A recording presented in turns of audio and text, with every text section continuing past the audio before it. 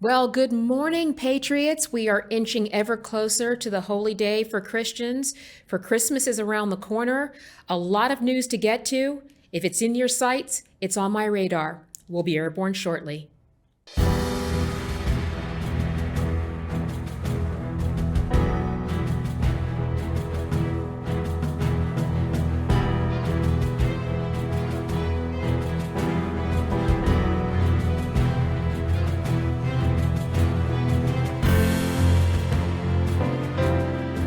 Welcome, Patriots, to this episode of Raven's Radar. And as we inch closer to the Christmas holiday, we are not going to disappoint. We're going to give people the Christmas gifts that keep on giving, or Hanukkah, or whatever you celebrate. We're going to give verbs in our sentences, action strategies for what's going on, and Lord knows we have a lot going on. Besides the non-existent gun control that the Democrats keep pushing, which involved them releasing the merchant of death and the most prolific arms dealer in the world out to be a free man in Russia to once again terrorize the nation, we have some more bigger sweeping problems, none of least of which is the border. You guys know here in Texas, that is our talking point, the border, the border, the border. I need patriots to hear loud and clear that not only is this border not secure, we've heard things about declaring a national emergency, the National Guard. The border is open. I want to show patriots, those of you who are listening, please try to watch this at some time. I want to show you what our wide open border looks like. Let's roll the clip. Now, for those of you who are listening right now, what we are seeing on our screens is an absolutely horrific manufactured crisis at our border that saw 1,000 migrants cross in one day last week in El Paso. We are seeing people with brand new cell phones whose clothes are intact, who supposedly came here desperate for reprieve, but have come in and they are walking in. There is a line of people along the Rio Grande that are just walking in. There are homeless camps all over and around the edge of the border. They are streaming in by the thousands. All of these people needing unvetted, unscreened, unchecked, undocumented, are pouring in to our border. This hits Texas first and hardest. This is sickening. It is sickening for those who are watching. It is sickening for those who are victims of our overcrowded school system, to our crippled infrastructure, to our skyrocketing inflation, our crumbling streets, and our overwhelmed healthcare crises. I mean, they are just literally strolling in, and we are bursting at the seams. This should infuriate every patriot, and it is a direct result of this milquetoast Mick leadership that has done nothing to secure our border. Every single official who is involved with letting this happen immediately needs to be removed. I always tell people to vote red, remove every Democrat. This is a humanitarian crisis, but this is not just exclusively a Democrat problem. Republican leadership needs to stand up. Where have they stood on this? Where are the founding brass members of our party on this humanitarian crisis where these people are flooding in? They're flooding in. We have drugs flooding in. We have fentanyl is the leading killer right now. We have sex trafficking at an all-time high. They're just strolling in. They're not checked. They're not stopped. They're not detained. They're not vetted. They're not screened. They're just dependent. And they're here. And ironically, we are getting ready to lose Title 42. It is expiring on 42. And that was a protocol that allowed us to expel migrants due to the pandemic and escalating health crisis that came on the backs of COVID. Now that's going to quietly go away, and we are going to be continually overrun until somebody wants to get the guts and stop this from happening. I've made no secret that this is a big deal for Texans. It hits us hardest and first.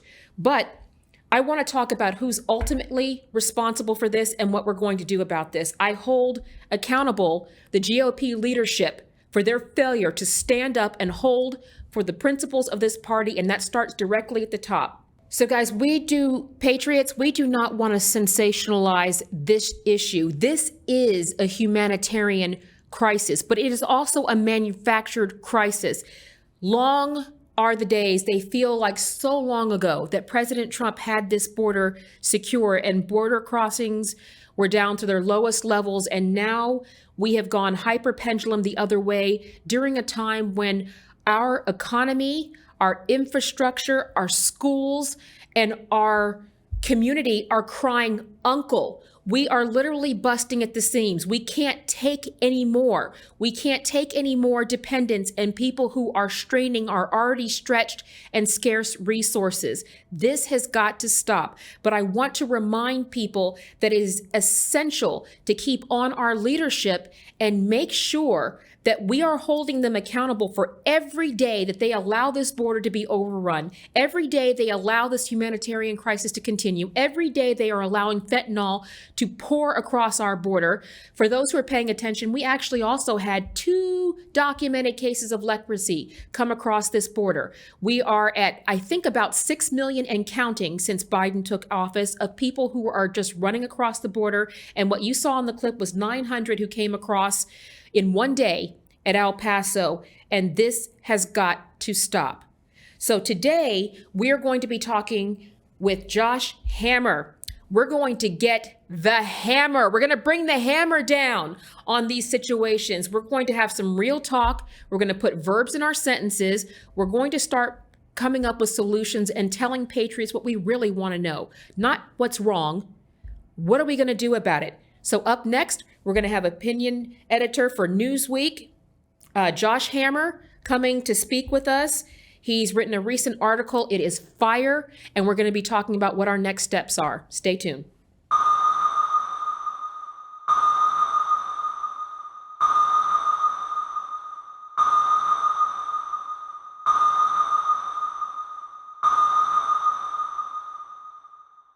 Make your Yuletide memories huge this Christmas with the Tweeter of the Free World Covfefe Table Book, the perfect gift for all seasons. Retweet to a simpler time when our flag had only 3 colors, schools had 2 genders, the border was real, and inflation was reserved for party balloons celebrating low crime, low taxes, and affordable food and gas for all. Now you can reminisce over the good old days when our only issues were Russia, fake news, witch hunts, and crooked Hillary. The Tweeter of the Free World has all of Trump's greatest tweets, including Benghazi, fake news, Barack Obama, and who could forget Little Rocket Man? But it is much bigger and more powerful one than his, and my button works. The Covfefe Table Book will be cherished for generations. Relive the greatest tweets of all time by the greatest president of all time. Go to thetweeterofthefreeworld.com now to get your copy for the low price of $39.99. Make your Christmas great again.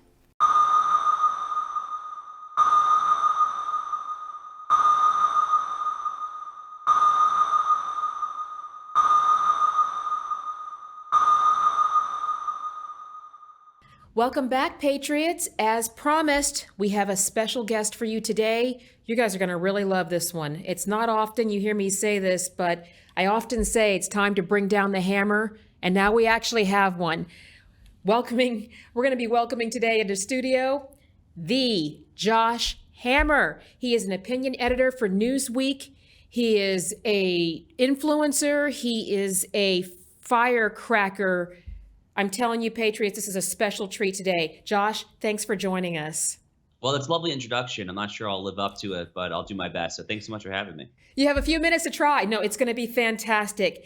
Josh, I want to lead right in. You wrote, I'm always sensitive to firebrands. You wrote an incredible article recently about why the GOP frankly hates its voter base, why the establishment elites scorn the voter base. And I want you to tell our listeners and our viewers a little bit about the premise of this article is the grassroots versus the establishment, and the mentality and the condescension, dissent, and basically counter activities against the party principles that is directed at its very base.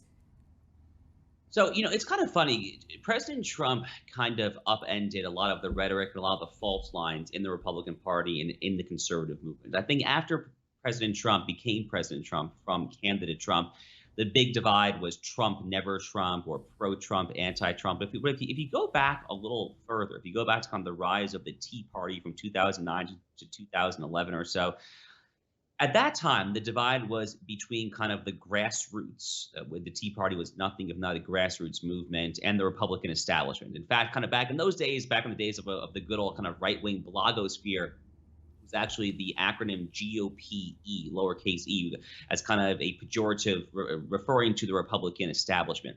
So there's been a huge disconnect for a long time now, probably going even further back than that, to be honest with you. But I'm only 33 years old. I kind of came of political age during the Bush presidency and into the Tea Party era. This is kind of when I first noticed this chasm, this huge divide between the ruling class within the Republican Party, within the donor class, and the base.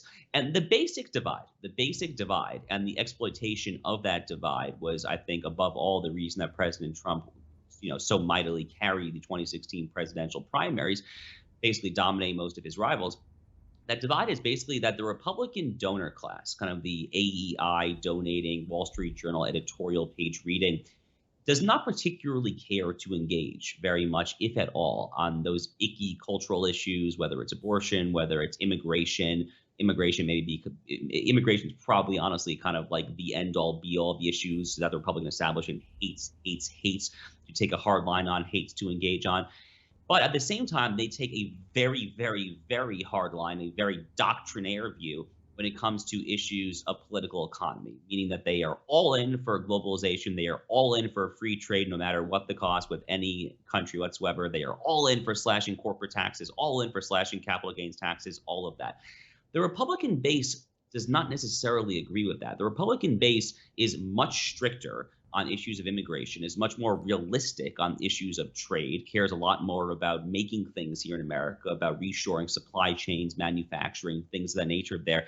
So there's a huge disconnect. There's a huge disconnect on the Republican side of the aisle, I think, between the donor class, which has its own interests, the Fortune 500, those types of people in the C-suite of these companies from Hollywood to Silicon Valley, Wall Street, you name it, and the actual median voter out in flyover country, out in states like Missouri, Oklahoma, you name it there.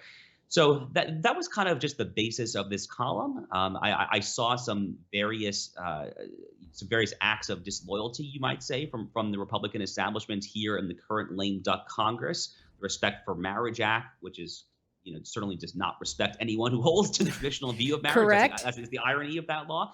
We might get some more aid for Ukraine. There's this horrific bipartisan immigration amnesty forming there. So it's perfidious and it's really, really terrible. But I think if you take a broader view of this, it's been a long time coming, I think.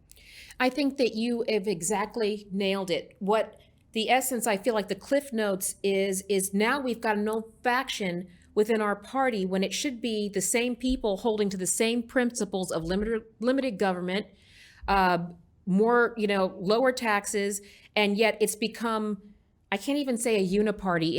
It's become ridiculous. We've got now the grassroots versus the establishments, the doers versus the don'ts, the Duke versus Nacho Libre, and it's crazy in terms of where we're seeing now, because we know a house divided can't stand, but we're seeing this now. In addition to the country being divided, we're also seeing the party divided now.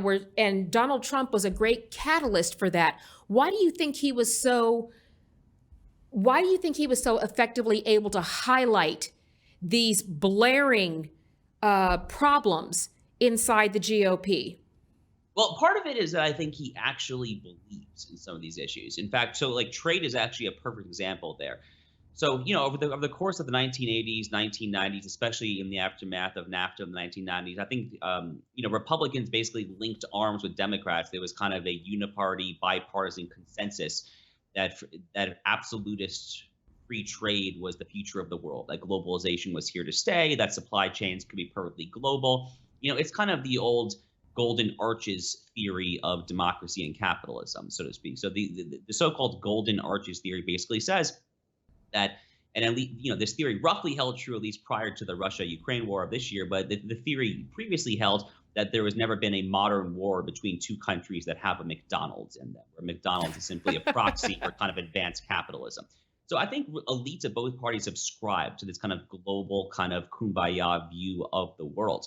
Trump has actually always been a skeptic of that. If you go back to his days kind of rising up through the New York elite scene in the 1970s, 80s, certainly into the 90s when he was an early and often critic of NAFTA, he has always been a bit of a traitor to his own class, actually, to his own kind of, upper elite class when it comes to issues of globalization and trade. He's always had slightly more of kind of a populist, Americanist kind of reshore supply chains kind of instinct.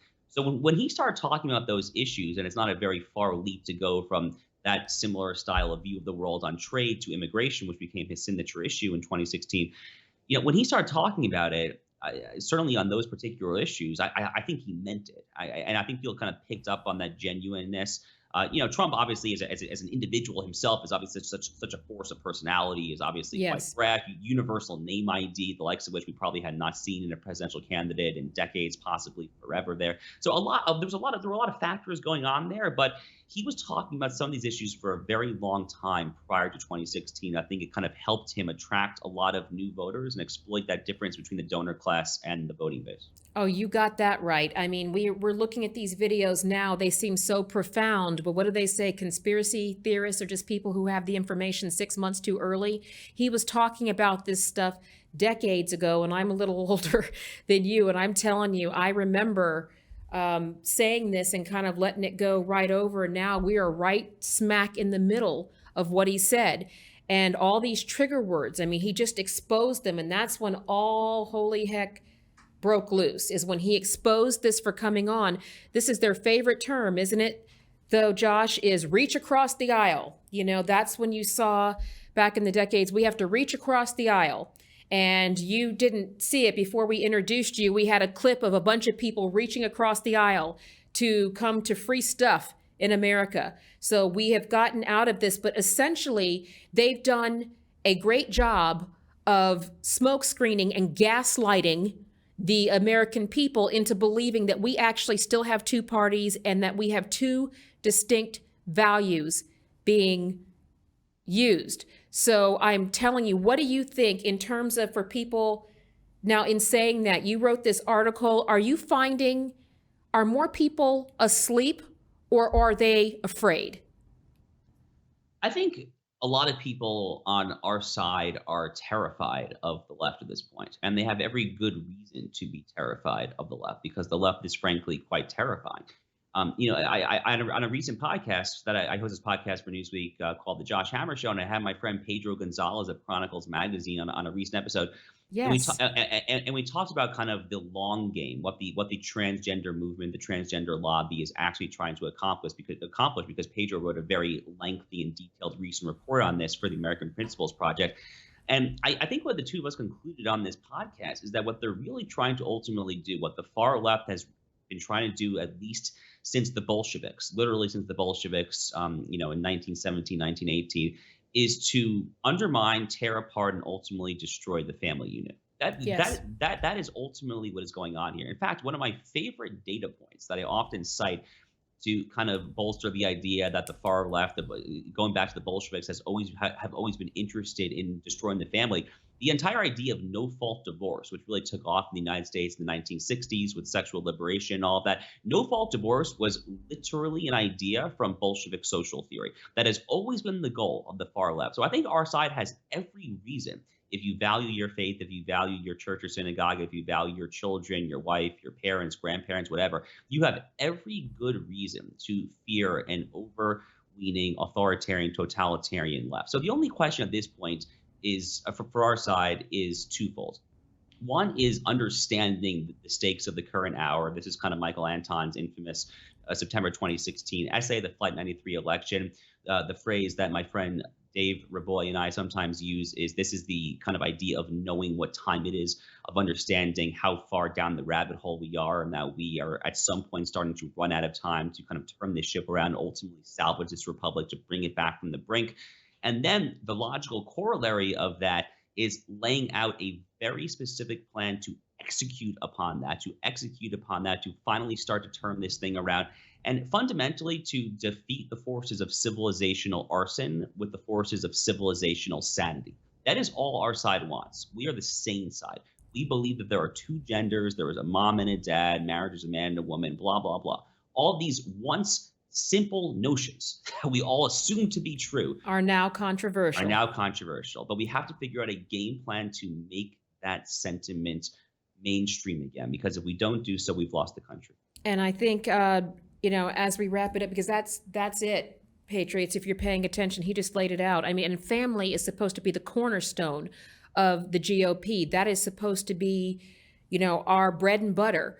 But we've got these kind of non-marriage defense acts and all these other things that are just being rammed through. The left is just a wrecking ball, ramming through these policies with, virtually no.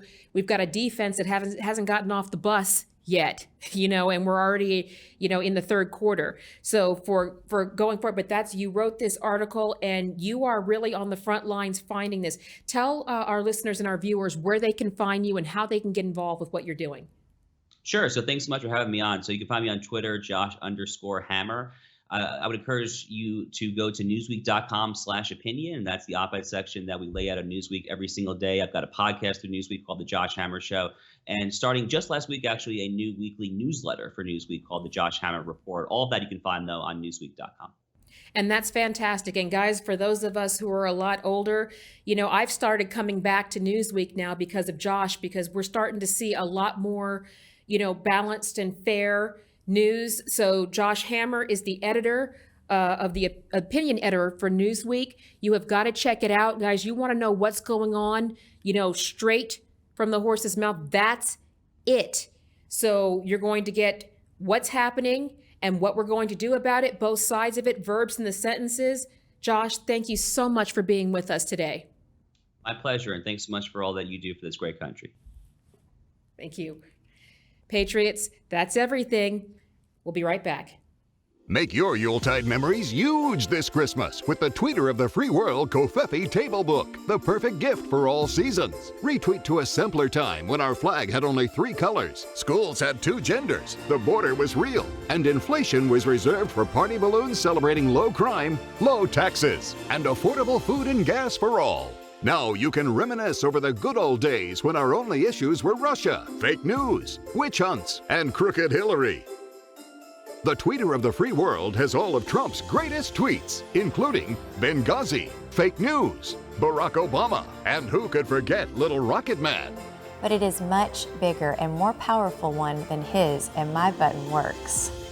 The Covfefe Table Book will be cherished for generations. Relive the greatest tweets of all time by the greatest president of all time. Go to thetweeterofthefreeworld.com now to get your copy for the low price of $39.99. Make your Christmas great again. Okay, Patriots, you heard it here. That was fire. Josh Hammer putting the hammer down. That's what we need to hear. It's going to be this is a season. It's Christmas time. We are thankful as Christians for all the things that we are blessed with, and we are so very blessed in this nation. But we have work to do. This is not a spectator sport of saving our country. This is a doer. If faith without works is dead, we have to be doers of the word. We have to be engaged. We have to be plugged in. We have to be beyond the days of our grandfathers, politicians, where we kind of assume they were going to get it right. And we have to make sure that they do. We have to hold them accountable and remind them daily, hourly, minutely that they work for us. We have got to remember what's at stake here. There will be this is not a drill. There will be no tomorrow if we don't fix this for our kids. We have got to hand them a country that is better than the dumpster fire we have created. So stay with us. We're going to keep on the front lines. I'm going to keep bringing it to you on the front lines during the holiday season. We're going to be taking this show on the road. Also want to remind you that Ravens Mantle The book, I promised you, it's an incredible story. Not just because it's mine, it's because it's incredible. Available now for pre-sale on Amazon and wherever books are sold. Parents Inside the Pentagon for 9/11, being at the Vegas massacre, seeing the Cold War up front, including the Berlin Wall up and down, living in communism. These are the things people need to know. We need to know our history. We need to learn from it so we don't repeat it. It's going to be available for pre-sale shortly. You can get more information about Raven's Mantle and everything on ravenharrison.com. You can also join us on Raven's Radar on social media. We are also at Raven the Conservative Warrior on Facebook, Truth Social, and all other social media platforms. It's going to be a great ride. We were made for a time such as this, and we can do it. We'll see you next time.